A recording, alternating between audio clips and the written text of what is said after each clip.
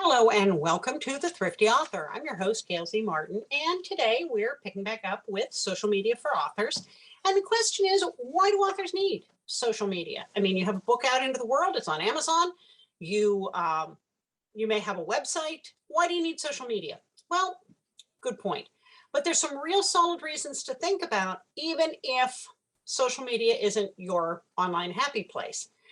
First thing is, online on social media, your door is always open. Between your website and your social media presence, people who want to know more about the person behind the books can find you 24/7. Even if it's not you live, it is your posts, your pictures, your snippets of work in progress, your videos, whatever it is you're posting, that content is there 24/7.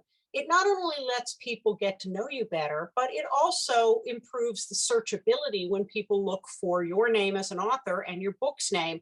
That all feeds into your search engine optimization and your Google ranking so that people can find you online, find your book online, find out more about you, even if you're not trying to sell your book from your website. So it's a place where people can connect with some semblance of you on demand.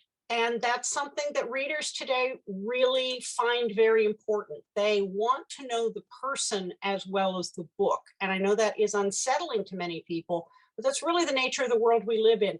Hiding in a tower and being in a recluse just doesn't cut it anymore. Readers are also kind of fickle in that it's kind of what I call the "what have you done for me lately" sort of thing. Readers read a lot of books. And if you have a space between books, like a year or so, which is common in traditional publishing, they've read an awful lot of books before yours comes up again. And you don't want them to forget about you or to forget you've got another book coming out in the series. You want to hold their attention and keep them connected to the worlds you've built. And so your social media presence and interacting with them on an ongoing basis, and not just once every year when you have a book launch, builds that relationship so that they become invested in finding out when the next book is coming out, what's going to happen next, what's going to happen to favorite characters. And that all happens because you're out there chatting with them and sharing content. Now, what is there to say? A lot of people go, I only have enough words to write my book. I don't want to have opinions on everything. You don't need to. What about snippets from your work in progress, or outtakes, or deleted scenes, or show pictures of your pets are always a big favorite. Pictures of favorite things you cook, pictures from your garden or your backyard, pictures you took on vacation, pictures you took from book research. All of those things are great to share because they not only give people a little bit of background and insight into who you are, the person behind the book, but it starts to welcome people into your world and how you see the world, which informs, of course, your book and how your characters develop. And those are all easy things to share without having to bare your soul or without having to get too personal. Those are all very easy things to share.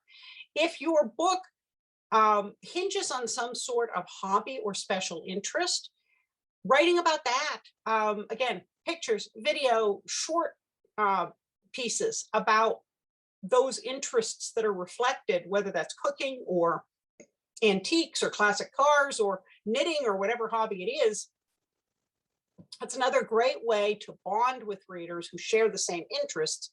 Of course, they share the same interests because they were attracted to your book.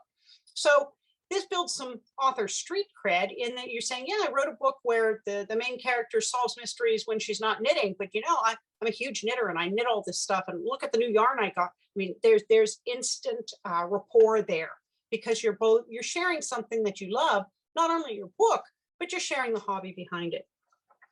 It also builds your author credibility in that you can share links when you are interviewed somewhere, or when you do a blog tour and there's a review of your book, or when you're at a convention, or you're at a signing, or you're at a library event and there's footage of that. Share those links because that shows people that you don't just sit at home and write books. You are out in the world. Other people recognize your legitimacy as an author. They recognize your credibility. And by themselves, those links can be very easy for people to overlook if they're coming up in places that the reader isn't personally watching.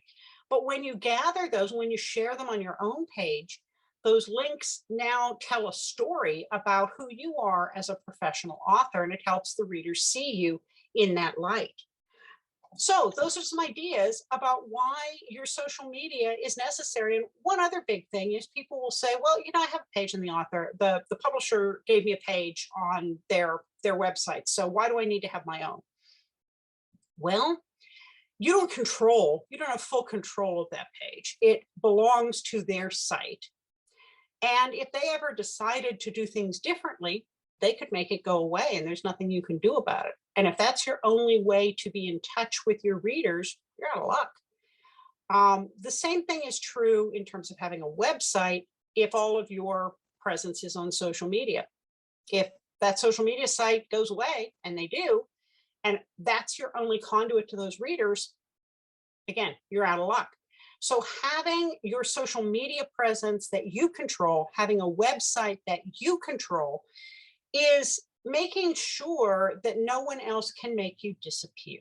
So key thing, relationships with publishers come and go, but having your own website that you control is a very important piece of internet real estate that makes sure nobody can pull the rug out from under you in quite that way. So we have more to talk about in terms of Social Media 101 and talking about the social media guide for authors. I'm Gail Martin, and I'll be back later with more. So until then, I'll see you online.